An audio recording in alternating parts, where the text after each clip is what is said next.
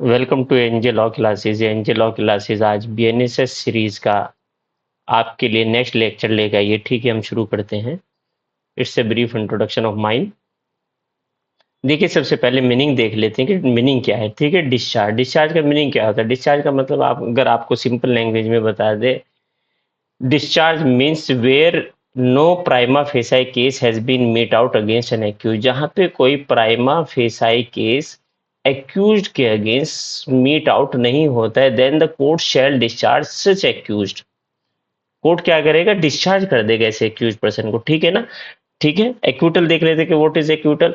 Acquittal means where the court declares any accused after the detail trial that the person is not guilty.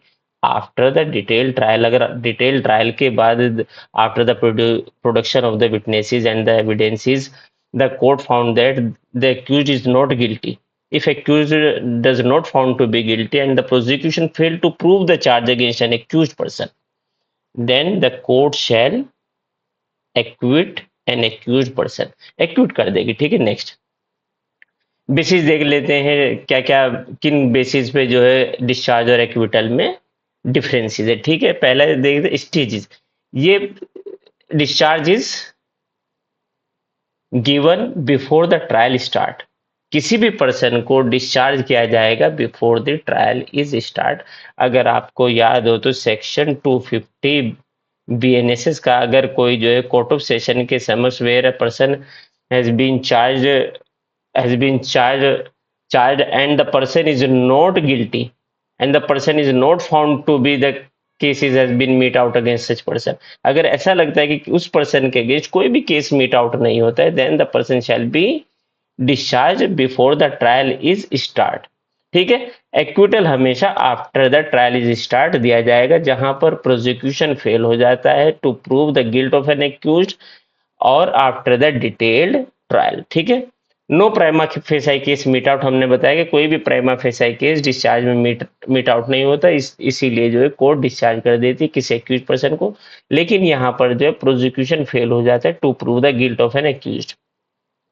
The person can be retried. Retried होता है in case of the discharge, because discharge पर rule of double jeopardy apply नहीं होता। Section 337 of BNSS, BNSS का section 337 apply नहीं होता किस case में? In case of the discharge, but it applied in case of the acquittal. Apply होता है और rule of double jeopardy apply हो जाएगा where any person has been acquitted. अगर किसी पर्सन को एक्विट किया गया है किसी पर्टिकुलर चार्ज पर, किसी पर्टिकुलर ऑफेंस में, उस सेम ऑफेंस पे the person shall not be tried again.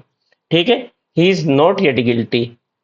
Person where the person has been discharge, वो गिल्टी नहीं होता किसी उसके लिए, not found a guilty yet. लेकिन इनकी जो है गिल्टी डिस्प्रूव हो चुकी है कि the person is not guilty, is not found guilty after a detail trial. ठीक है, डबल जियो पार्ट है, अप्लाई होता है, अप्लाई नहीं होता, यहाँ पर अप्लाई होगा। ठीक है, नेक्स्ट इफेक्ट क्या होगा? हमने भी बताया कि he can be tried again in case of the discharge. A person and the accused person can B tried again under section 377 apply नहीं होता। नो बार अंडर सेक्शन 377, लेकिन यहाँ बार होता है under article 20 close 2 and section 337। ठीक है, 337 में जो है ये प्रोटेक्शन मिली हुई है। No person shall be tried again if he has been acquitted in the same case.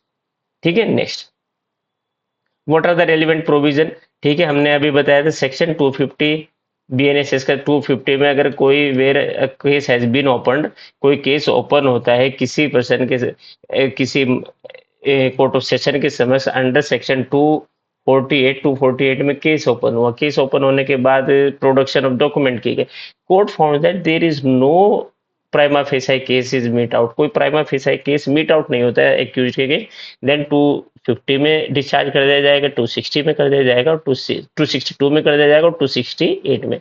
लेकिन यहाँ पर after framing of the charge, after framing of the charge, जहां पर after the witnesses has been examined, person को क्या कर दिया जाएगा? एक्विट कर दिया जाएगा under section 255, 258 and 271 of the BNSS. ठीक है, याद रखिएगा हमेशा, पीछे भी हमने बताया कि कौन सी स्टेज होगी, before the framing of the charge discharge किया जाता है, और after the framing of the charge, after the detailed trial, a person if not found to be guilty and the prosecution failed to prove the guilt of a accused beyond a reasonable doubt, then the person is acquitted by the court. Thank you so much. Next lecture में मिलते हैं, धन्यवाद।